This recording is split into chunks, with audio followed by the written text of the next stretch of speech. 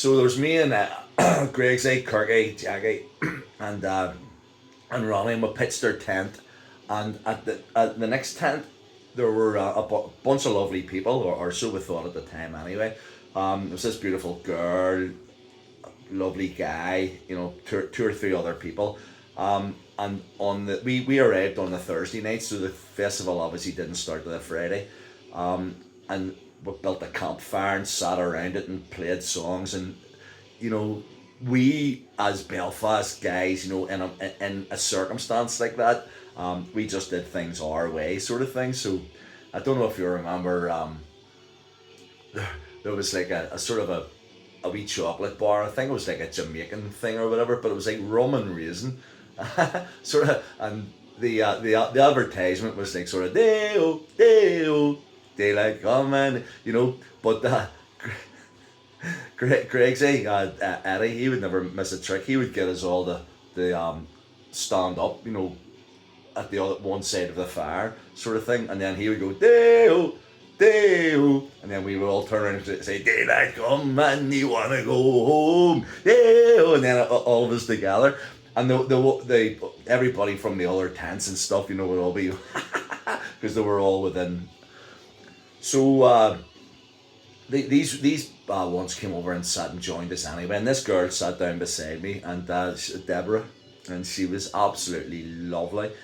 And she started talking to me, and you know, we clicked, sort of thing.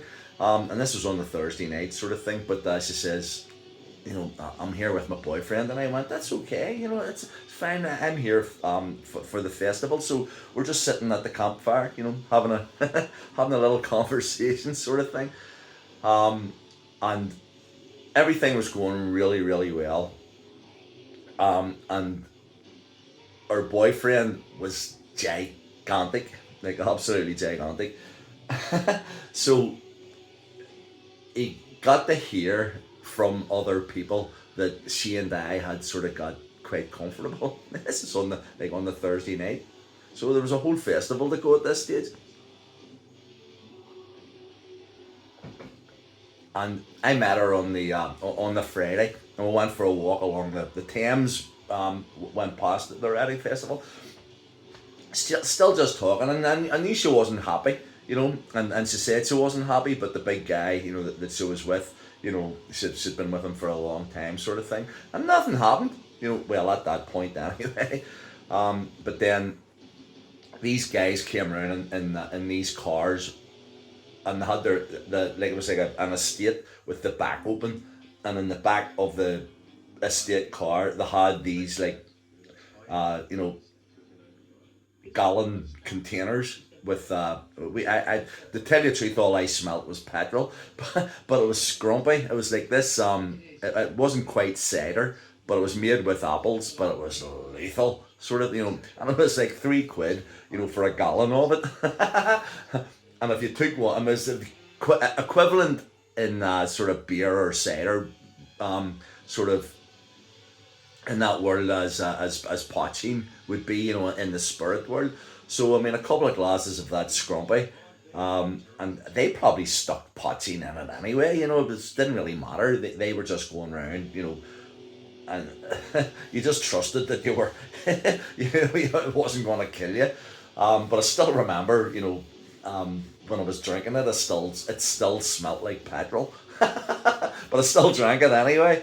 And Deborah had a couple of glasses as well, and obviously, things I don't know. All I know is that we sort of lost ourselves, sort of thing. So we woke up together, like about 3 hours later, but nothing that went on. Well, not nothing that I know. I mean, but the big guy had been out looking for her. And then she got herself together, and I went, it's okay. Listen, everything's gonna be okay. So off she went, and that was okay. Well, then another big guy from their organization came back and said, big whatever you call him, he's looking for this guy called Harv, John. But that was my nickname back then. because apparently this guy Harv, has basically been with his girlfriend sort of thing, and they were going, yeah, he's been with her, but it was only danders and whatever. That doesn't matter. He's going fucking crazy, right? So I see the big guy coming down towards our tent, and he's got a fucking axe, right? So Gregsy and Ronnie, they think on their feet sort of thing, and they go, well, what's where's this Harv? And they turned round to me and said, Tristram. Tristram, like Tristram, where did you get that from? Tristram, have you seen Harv? And I went, no, I haven't seen him anywhere. And they're going, well, Tristram, if you see him, tell him to stay offside, because obviously a big guy's looking for the guy who was with his girlfriend. So I twigged on anyway. So, and I mean, it was amazing because I had to be called Tristram, for like 3 days. But what was like really crazy about it? The big guy actually liked me. So he came to me and said, Tristram, we got to find this guy Harv, because I want to teach him a lesson, for messing about with my girlfriend. And I went, well, I don't know where he says, you're coming with me and we're going to find him. And I'm walking around the Reading Festival campsite shouting, Harv, where's the, have you seen a guy called Harv? It was me. And he's standing there with a friggin' axe, ready to whack this into the back of the head, of of Harv, if he was able to come across him, sort of thing. And luckily enough, we managed to get through. Friday, Saturday, and Sunday night came. I always remember it because it was the last time Thin Lizzy ever performed in the UK. They went off and did a show in France, and then they wrapped it up just shortly after that. Amigo was with us as well, Albert Gregg. We were doing these. My mother was telling me about the day. So we were at the festival, and the camp. Every on a Sunday night, there were fires everywhere, and everybody wore like sort of wee glowy things, and it was just like a sort of a celebration of the thing. And we were doing these because like 6-gun, quick on the draw. But we were standing behind each other and then walking for 10 paces and then turning around. But we were facing each other, and it was the quickest to get their trousers down and show their bum. Won the competition. And we started a fad, and everybody, all just looking around, thousands of people all going, and pulling their trousers down faster than the other person. Ah, man.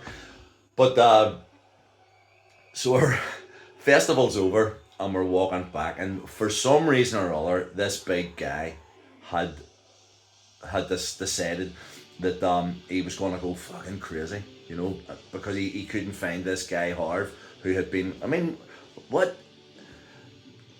And I'm walking back to the tent with Eddie and Ronnie and Jackie and Kirky, and up comes Deborah, and she's running up and she's going, Tristram, quickly, you've got to get out of here, because he's going crazy. He realizes that this Harv guy's here, right this moment, and he's gonna and we looked over, and the big guy was chopping our tent up with an axe, and Ronnie said to me, Tristram, run and grab what you can. And we all ran over to the big guy had no beef with us, because he didn't know that I was Harv, and we